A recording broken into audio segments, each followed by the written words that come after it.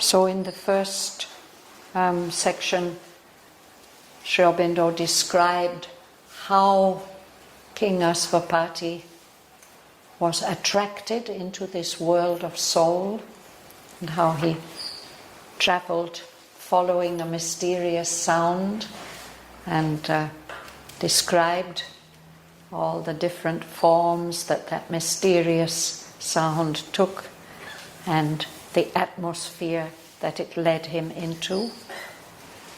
And then in the second section he gave us a more detailed description of this world into which he enters, a world of direct contact. And now he's going to tell us about what King 𝗺𝗺𝗺 meets and experiences there in that world.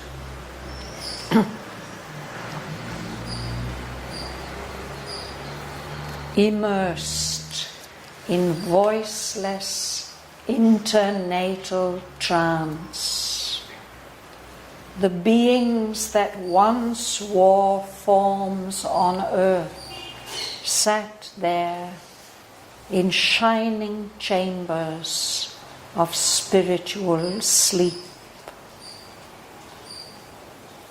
Past were the pillar posts of birth and death.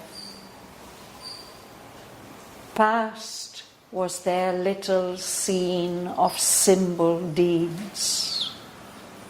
Past were the heavens and hells of their long road. They had returned into the world's deep soul. All now was gathered into pregnant rest. Person and nature suffered a slumber change. In trance, they gathered back their bygone selves. In a background memories, foreseeing muse, prophetic of new personality, arranged the map of their coming destiny's course. Heirs of their past, their future's discoverers, electors of their own self-chosen lot, they waited for the adventure of new life. A person persistent through the lapse of worlds, although the same forever in many shapes, by the outward mind unrecognizable, assuming names unknown in unknown climes, imprints through time upon the earth's worn page, a growing figure of its secret self, and learns by experience what the spirit knew, till it can see its truth alive and God.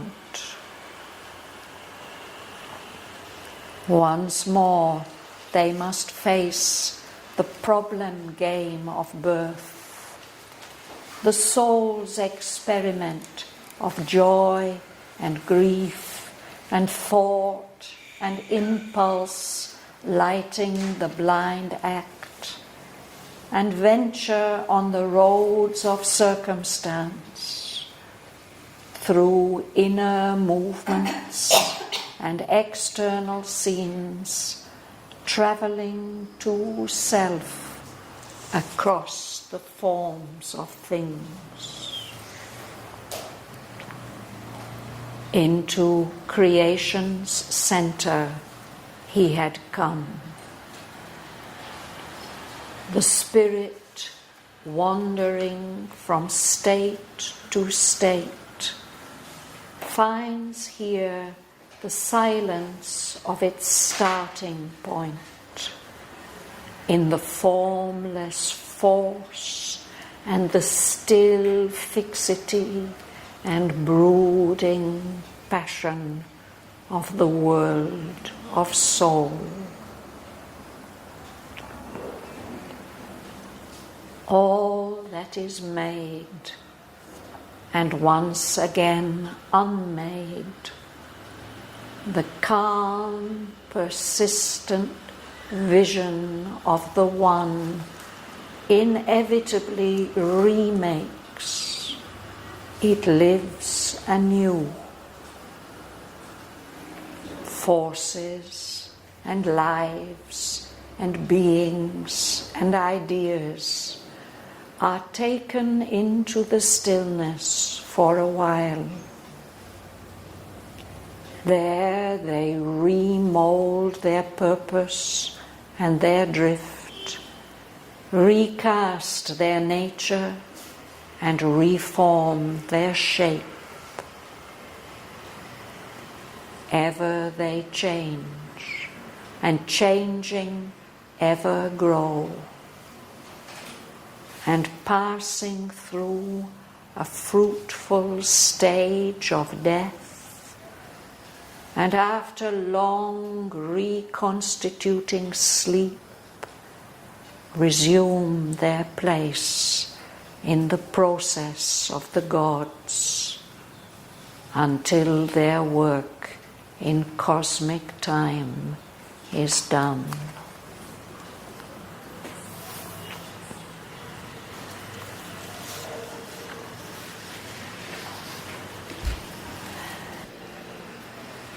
Which way are we reading?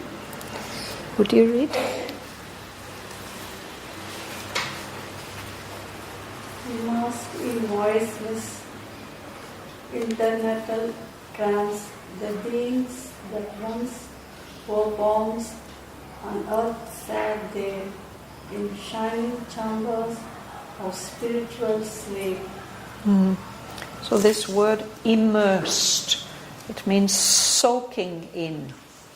If you can put some cloth in water, immerse it. But we use it in a psychological sense also.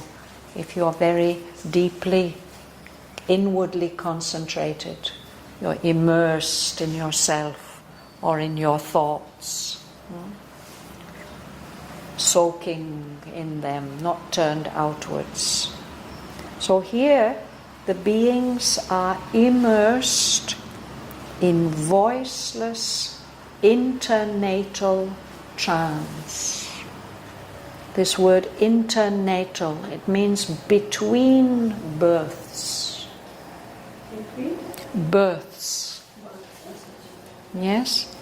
So between one birth, between one life and the next, they have this time of inner ingathering, this internatal trance. These beings that once wore forms on earth, like you and me. So comes a time when we have to leave these forms. The physical forms disintegrate, the subtle life forms disintegrate, eventually even the mental forms disintegrate, and then the soul can fall into this voiceless internatal trance in the world of soul. And it seems as if each of them has a special chamber for sleeping in shining chambers of spiritual sleep. So this is not a time for relating or interconnecting with other beings. This is a time when the soul is drawn back into itself.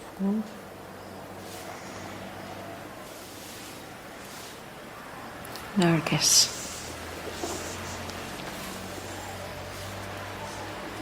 Past were the pillar posts of birth and death.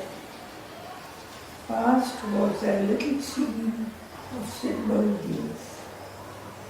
Past were the heavens and hells of their long road.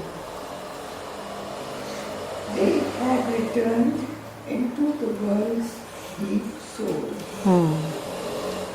So, birth and death are just like gates that you pass through, pillar posts, no?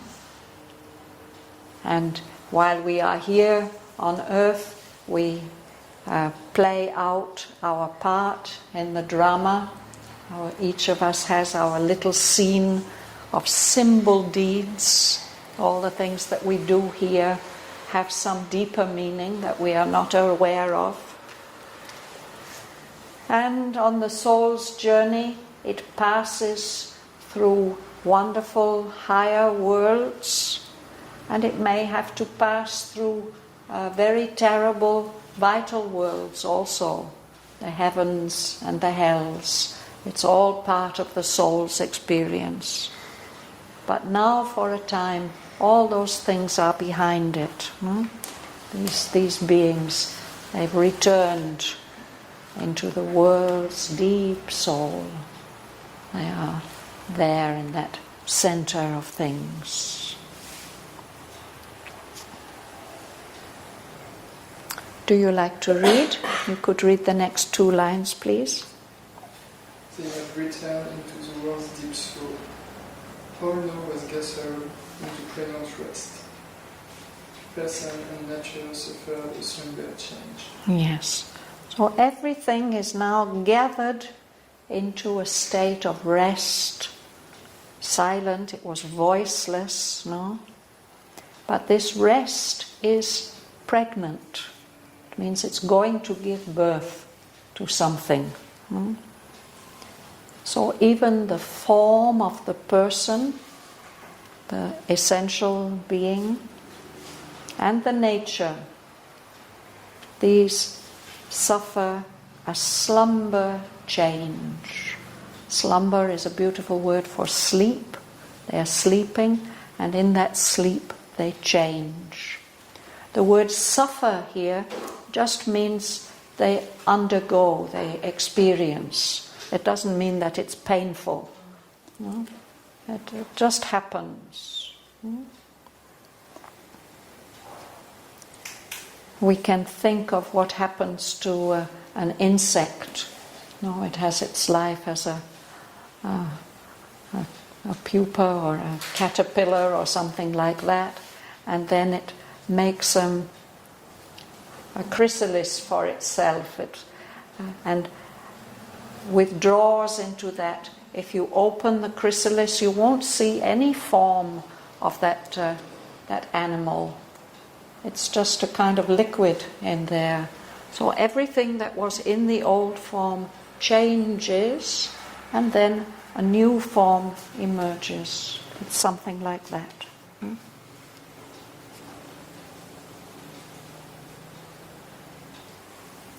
𝗵𝗵, would you read, please? In trance they gather back their begone selves. In the background, memories foreseen news, prophetic of new personality, arrange the map of their coming destiny's course. Thank you. So in this trance, in this internatal trance, they gather all the experiences of their bygone lives, the life that they have passed through. And they are in a state of, it's very interesting how he puts it, in a background memories, foreseeing muse. So muse, it's that state of trance, of indrawn consciousness. There's a memory behind, a background memory of everything that has been experienced. But this muse is also foreseeing, it's looking forward to what will be.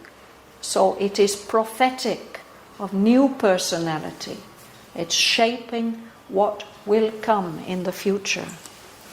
So these beings, they are arranging the map of their coming destiny's course. So what will happen to them in their next life, maybe in several lives ahead, is prepared in that internatal trance, on the basis of the past experiences, on the basis of what the soul feels it needs to do next. They prepare the map, the general outline of the journey that they will take in their next birth, their coming destiny's course. Prasuna. Trace of their past, their future's discoveries, electors of their own self-chosen law. They waited for the adventure of new life. So an heir, it's somebody who inherits something. No? Somebody in your family dies and you inherit whatever it is. So they are inheriting something from their past, heirs of their past. And they are beginning to discover what their future will be. And they are electors. They choose. They have the right to choose their own lot. What will be their fate, what will be their position in life, what kind of family they will be born into, all these things. The soul has a certain capacity to choose these things. This word, elector, somebody who's elected is a person who's chosen. The people who choose him are the electors. And of course it used to be that not everybody could vote. So there were certain privileged people who had the right to elect, to choose who the emperor would be. The soul has that right to choose.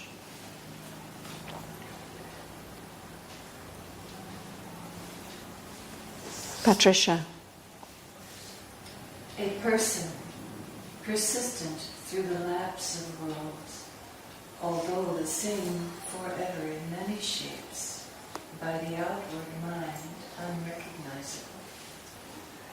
Assuming names unknown in unknown climes, imprints through time upon the earth's worn page, a growing figure of its secret self, and learns by experience what the spirit knew, till it can see its truth alive and God.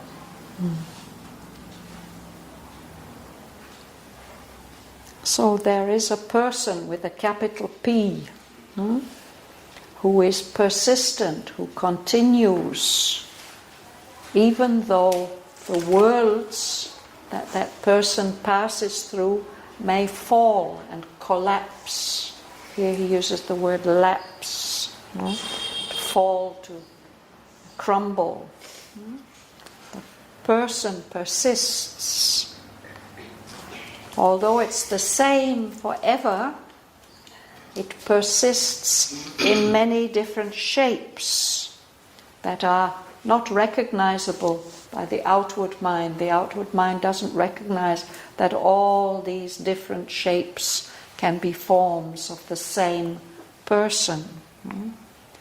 It takes on unknown names in unknown climes.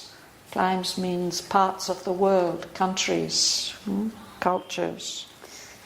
And what is it doing as it persists, as it takes these many different shapes? It's imprinting through time. So it means many pressures have to be made over a long time on the earth's worn page, on this page which is the material world. All kinds of things have happened to this page that's maybe creased and stained and so on. But some kind of a mark has to be made on the material world, a growing figure of its secret self. So it should make a mark that corresponds to what the soul really is in itself. But that figure, that mark that it makes, or that shape that it makes on the earth's page, is growing, it's developing. It takes one form and another form. That is a growing movement. And while it is doing that, the person within learns by experience, through all the many experiences it has in its many lives, what the spirit, what its source and origin already knew. So it has to learn it again as if in an objective form, what it already knew within itself. It has to go on doing that until it can really see its own truth living in the world as a divine being. What is the truth?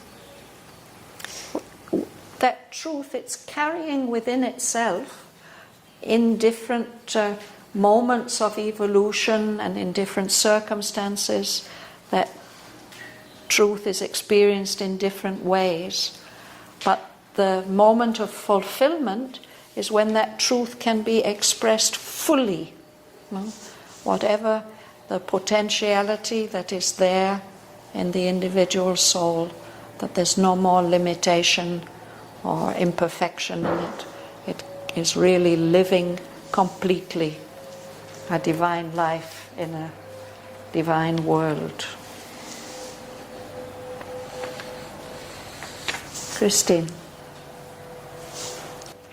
Once more they must face the problem game of birth, the soul's experiment of joy and grief, and thought and impulse lighting the blind path, and venture on the roads of circumstance, through inner movements and external scenes, traveling to self across the forms of things. Thank you.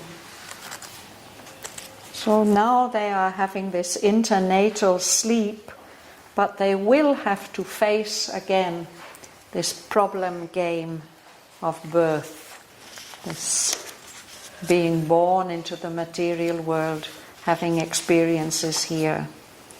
Because this is the soul's experiment. The soul is trying out different things through joy, through suffering, through thought, through vital impulses, lighting up even the things, the blind acts, the things that we do without knowing why we do them. It has to adventure on the roads of circumstance when we never know what will happen next, something new coming in. And it is adventuring through inner movements and through external scenes, through things that are outside in the objective world. But all the time it's traveling to self, to find its own true self in its full form.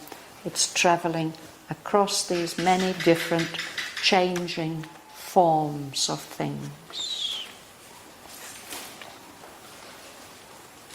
In the conscious center here come the speech wandering from state to state, finds for the silence of the starting point into the form which force and the steel of fixity. One more line. Yes, one. and drawing passion of the world of soul. Thank you. So this is King Ashvapati. He had come into creation's center. So in this place, this center of creation, is where the spirit, which wanders from one state of existence to another, finds the silence of its starting point. Where has it set out from? And it has set out on its journey from this starting point, which is in the world of soul. In that world of soul, the spirit set out from the formless force as an energy, a strength, a potentiality, and there's also a still fixity, something that doesn't move, that's permanent and unchanging. And there's also the brooding passion of the world of soul. Passion meaning intensity. And this intensity of that formless force and that still fixity is brooding. Again, it's implying that it's going to give birth to something. Brooding is when we are in a state of being indrawn within ourselves, but something is preparing to come out, to be born. Finds here means the world soul. It finds here in this center of creation. Here means center of creation. Yes. Then there's a long, absolutely marvelous sentence. You can read it, Eve. All that is made at once again unmade, the calm, persistent vision of the One, inevitably remakes its life anew. It lives anew. It lives anew. Forces on lives. And here it is lives. Lives and beings and ideas are taken into the stillness for a while. There they removed their purpose and their drift, recast their nature and reform their shape. Yes, thank you. So this is one of those marvelous passages in Savitri that we should interiorize and always remember. Everything that is made must necessarily be unmade. Anything that's made is bound to disintegrate. It will be unmade. But he's telling us that the calm, persistent vision of the One inevitably remakes it. So all these forms that come into existence and go out of existence, they are representations of something that will be remade. It will be re-expressed, perhaps in a different form. Inevitably remakes. So those things live anew. And they are remade by the calm, persistent vision of the One. The one reality, the one truth remakes them because it sees them. It's by its vision that things get remade. Forces, energies, and lives, and beings, and ideas are taken into the stillness for a while, into that stillness of the soul of the world. We can say it's a death, it's a disintegration, But there they remold, they reshape their purpose and their drift, the direction that they're going in. They recast their nature. If you have a piece of metal in the form of a little figurine, if you heat it up enough, you can melt it and cast it into a new shape. So something like that is happening in that center of creation, in that world soul. They recast their nature and reform their shape. That's why we don't recognize them. The mind doesn't recognize them in that new form. But it's the same force or being or idea. It's taken into the stillness for a while, and then it prepares its new expression. Joel. Ever they change, and changing ever grow, and passing through a fruitful stage of death, and after long reconstituting sleep, resume their place in the process of the gods, until their work in cosmic time is done. All these things that are made are always changing, and through all the changes they are growing, and they have to pass through this stage of death. He says it's a fruitful stage of death, like a seed lying in the ground. You don't know whether it's going to sprout again or not. Up comes something new in this long reconstituting sleep. When something is reconstituted, it's in one form and then it comes in another form, just like that chrysalis that I spoke about before. There's that sleep in which everything gets changed, this slumber change. So when that process is over, they again take their place in the process of the gods, this world where the cosmic powers are at work. Again, the beings, the lives, they have to come back, take their place in that play, in that process, and they go on doing that again and again and again until their work in cosmic time is done, until they reach their fulfillment.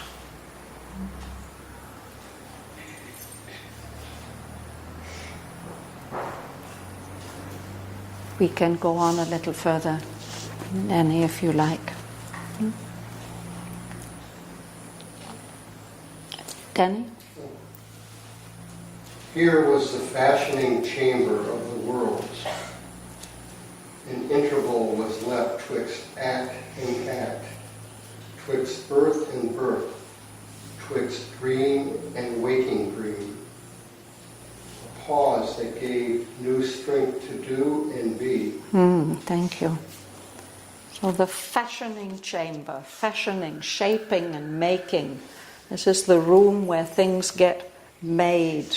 And there's a space between this act of the drama and this act of the drama.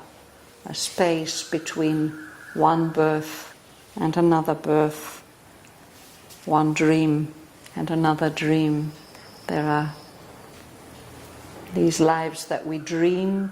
There are also the subtle states. This space, this interval, is a pause, a time of rest that gave new strength to do and be.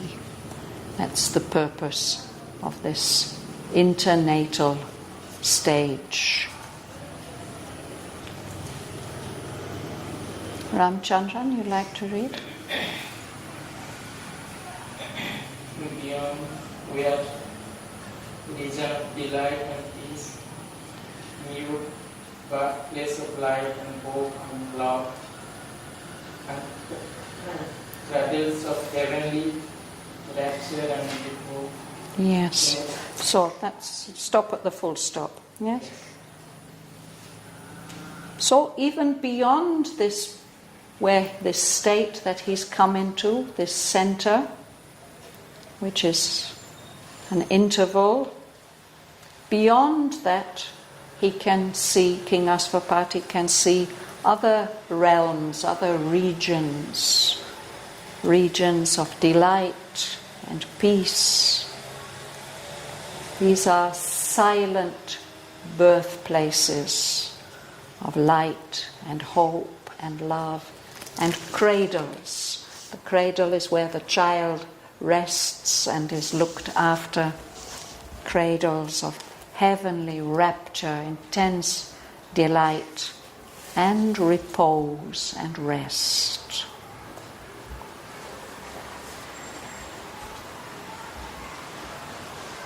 Yuli? In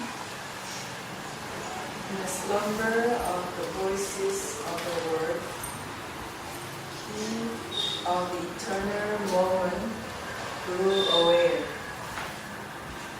His knowledge stripped bare of the bars of sense, knew by identity without thought or word. His being saw itself without its veils. Yes. So this is again King Asvapati, no? Oh, sorry, one more line. Yes. Life's line fell from the spirit's infinity. Yes. Thank you. Sorry about that. So he, King Asvapati, grew aware of the eternal moment, the eternal now, the present, which is always there behind everything. He's aware of that in this slumber of the voices of the world. All the voices of the universe have fallen silent. They're in this state of sleep. All the movements of time and space. He grows aware of the eternal moment. And in that eternal moment, he's in a state of knowledge. He knows. He doesn't need any more any covering of senses. He doesn't need the senses to interact with the world. He knows directly. He knew by identity. He's in that eternal moment. He is that eternal moment. He doesn't need any thought or any word or any sense impressions in order to know. These are all ways that we know with our mind. But Sri Aurobindo tells us there's another kind of knowing, which is a direct knowledge by identity. So he can see, or his being saw itself without any covering or any disguise. And this line of life, the horizon, or the two-dimensional line of life, falls away. Instead he experiences the infinity of the spirit without any limit. You'd like to read, Prema? Yes. Along a road of pure interior light, alone between tremendous presence, under the watching eyes of nameless gods, his soul passed on a single conscious power towards the end which ever being again, approaching through a stillness dumb and calm, to the source of all things human and divine. Yes. So he's on this journey, still moving on to new experiences. He proceeds along a road a road of light, pure inner light. He feels himself alone, but there are tremendous presences around, powerful presences. He feels as if there are nameless gods, cosmic powers watching him, but his soul passes on this single conscious power, and he's moving on towards the end, and that end always begins again. It's not a full stop, it's a passage to something that moves again. So he's approaching, he's getting nearer and nearer through this stillness, dumb and calm, to the source of all things, human and divine. This is where, towards the point, or the measureless point where everything begins.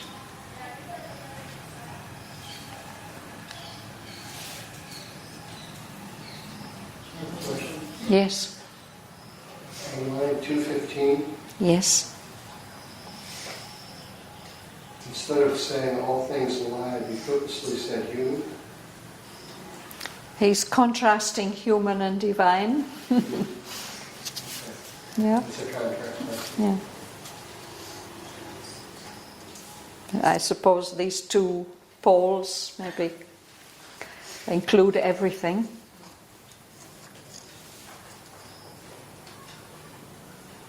Martin. There he beheld in their mighty union's voice the figure of the deathless two in one, the single being in two bodies clasped, a deity of two united souls, seated absorbed in deep creative joy. Their trance of bliss sustained the mobile world.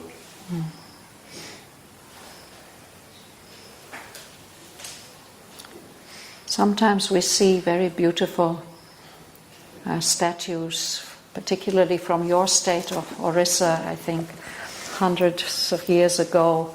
They have made beautiful images of this deathless two in one, the Shiva and the Shakti, in their mighty unions poise, no? The figure of the deathless two in one, two aspects of the divine being, the essence of being, and the dynamic expressive. A single being in two bodies clasped, they're embracing. A diarchy of two united souls. A diarchy, it means two rulers. They are of equal status. It's not that one of those beings rules the other. It is Ishvara and Ishvari. They are of equal status. Seated, absorbed in deep creative joy. So they are absorbed in each other, and that union of theirs is creative. It's giving rise to everything, human and divine. Their trance of bliss, their ecstasy, is supporting the whole mobile world, the whole universe of movement.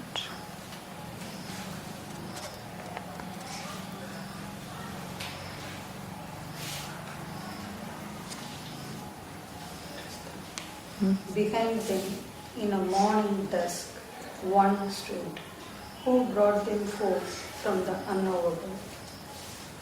You can read the next lines also. Ever disguised, she abides the seeking spirit, watcher on the supreme, unreachable peaks, guide of the traveler of the unseen paths. she guards the austere approach to the alone. So behind this figure of the deathless two in one, there's a morning dusk, a pre-dawn light. And there stands one being who has brought this two in one out, forward from the unknowable, from the one, from that state which is beyond form and time and space, beyond any possibility of knowledge. That one. She, this is the mother, the Supreme Mother, Aditi. She's always waiting for the seeking spirit, but she waits for the seeking spirit in many disguises. She's a kind of guardian. There she is watching on those supreme, unreachable peaks of consciousness. She's watching and she's guiding the traveler in time, the traveling soul on these unseen paths. She's also a guardian. She won't allow anyone to pass unless they are ready to pass. She guards the austere approach to the alone, to the Supreme. Rosa.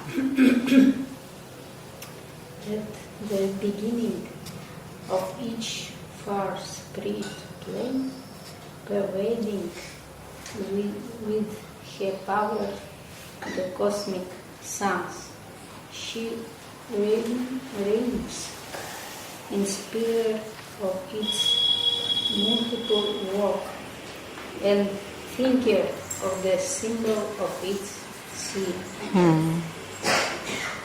So there are many, many planes of existence, and on each plane many, many worlds. But at the origin of each plane, that Supreme Creatrix is standing there. She's ruling. She's pervading. It's like a perfume pervades the atmosphere, fills it, goes everywhere. The cosmic suns, all the many, many suns of the cosmos, not only the material cosmos, but all the subtle planes, each of them has their suns. She's supporting with her power all those suns of light and energy and truth. She's ruling, inspiring each plane, inspiring of all the work, all the dynamism on each plane. And she's the thinker, she's the one who's formulating the symbol of the scene of each particular plane. She's the originator of the forms that will be manifested there. Above them all she stands, supporting all. The sole, omnipotent goddess, ever veiled, of whom the world is the inscrutable mask. The ages are the footfalls of her tread, their happenings, the figure of her thoughts, and all creation is her endless act.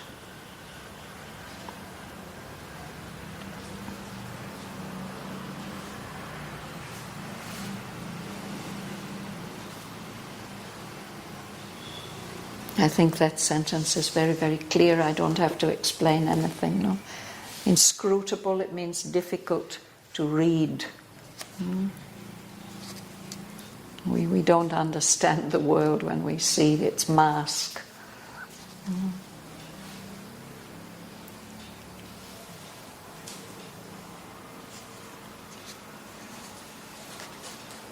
So we'll stop there today. There's just one more little section to read. We'll do it next week.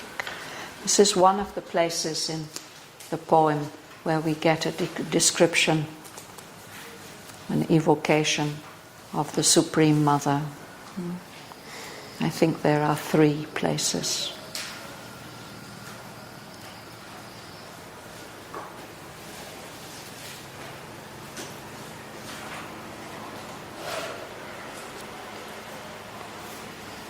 And this is the first time that King 𝗺𝗺 encounters her like that. Maybe he's had a glimpse before. Now it's as if he encounters her closely for the first time.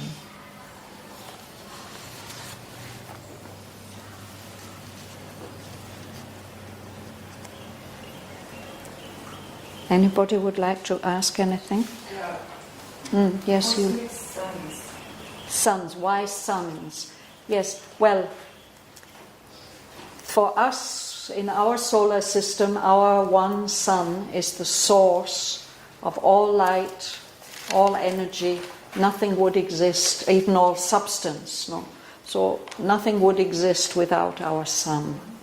So the sun, in the imagery of the Vedas and in the imagery of this poem, the sun is the symbol of the divine presence, the divine energy, consciousness, existence.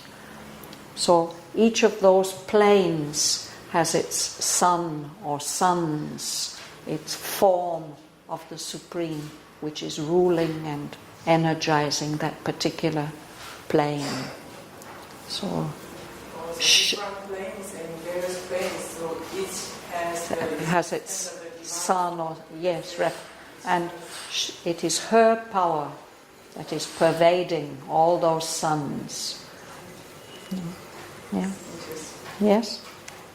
There's one question, pronunciation. Yes. The hairs, it is hairs or airs? Airs. Without H. The H is silent. Okay. Yes. Immersed in voiceless internatal trance, the beings that once wore forms on earth sat there, in shining chambers of spiritual sleep. Past were the pillar posts of birth and death, past was their little scene of symbol deeds. Past were the heavens and hells of their long road. They had returned into the world's deep soul. All now was gathered into pregnant rest. Person and nature suffered a slumber change. In trance they gathered back their bygone selves. In a background memories, foreseeing muse, prophetic of new personality, arranged the map of their coming destiny's course. Heirs of their past, their future's discoverers, electors of their own self-chosen lot, they waited for the adventure of new life.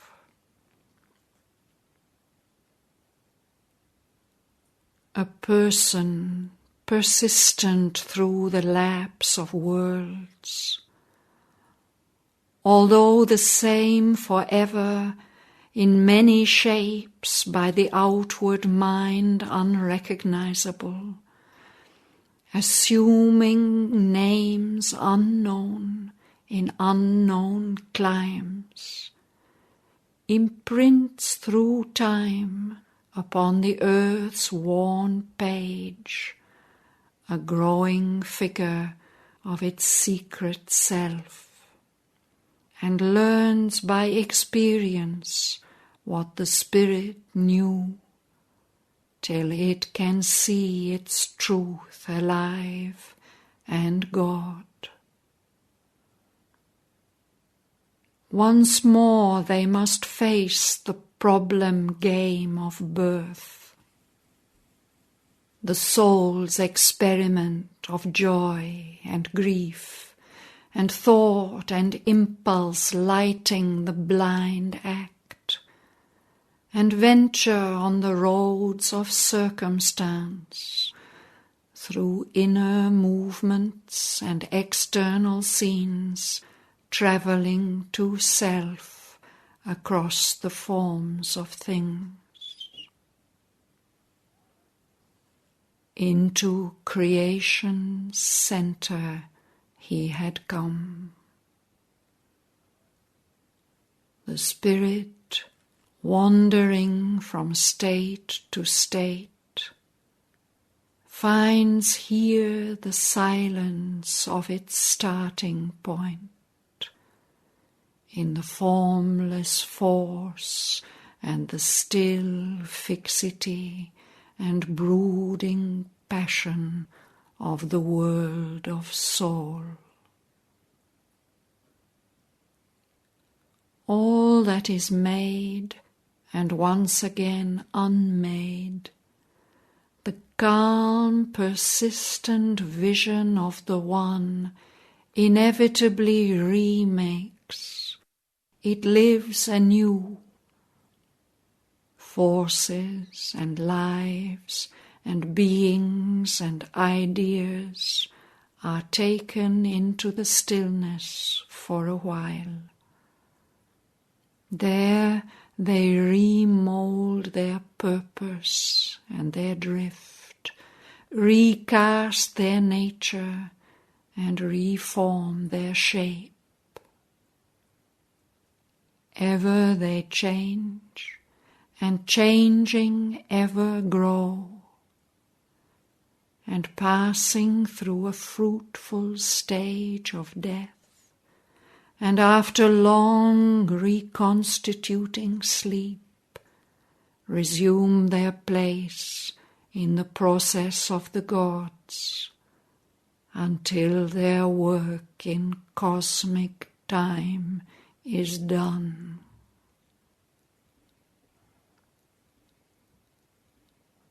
Here was the fashioning chamber of the worlds. An interval was left twixt act and act, twixt birth and birth, twixt dream and waking dream. A pause that gave new strength to do and be. Beyond were regions of delight and peace, mute birthplaces of light and hope and love, and cradles of heavenly rapture and repose.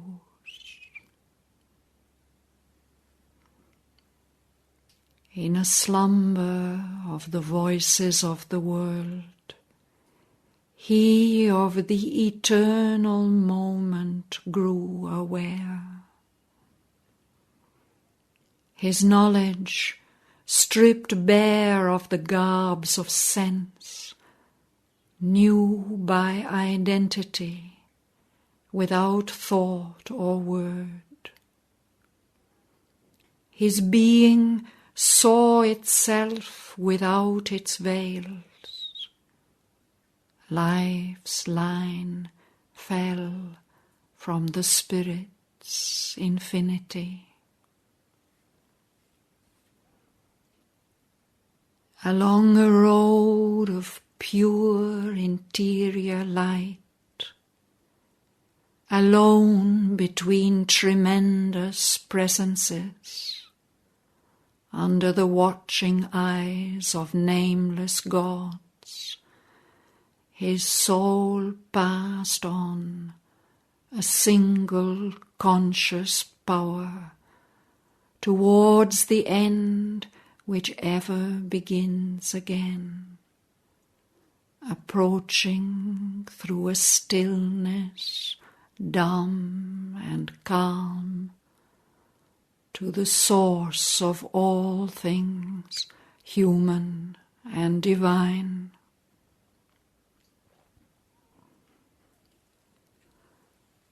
There he beheld in their mighty unions poise the figure of the deathless two in one, a single being in two bodies clasped, a diarchy of two united souls, seated, absorbed in deep creative joy. Their trance of bliss sustained the mobile world.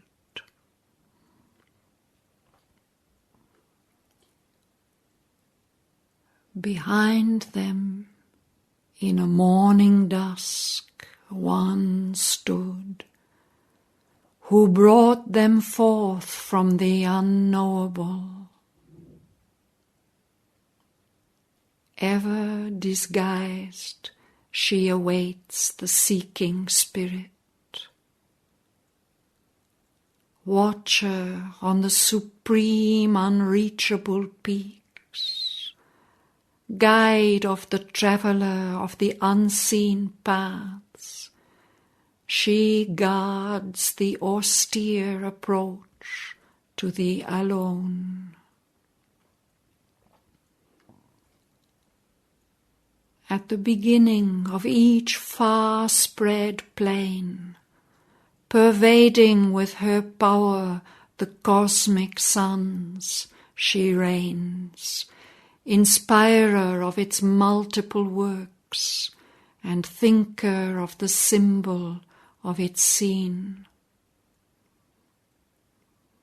Above them all she stands supporting all, the sole omnipotent goddess, ever veiled, of whom the world is the inscrutable mask. The ages are the footfalls of her tread, their happenings the figure of her thoughts, and all creation is her endless act.